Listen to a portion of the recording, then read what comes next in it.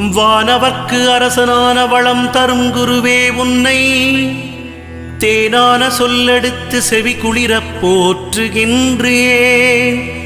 காணாத இன்பம் யாவும் காண நீ வழிவகுப்பாய். மீனமும் தனுசு முந்தன் மேலான வீடதாகும். பொன்னிறமுல்லையொடு புஷ்பராகத்தை ஏற்றாய். வண்ணத்தில் மஞ்சள் கொண்டாய். மரத்தினில் அரசை ஏற்றாய்.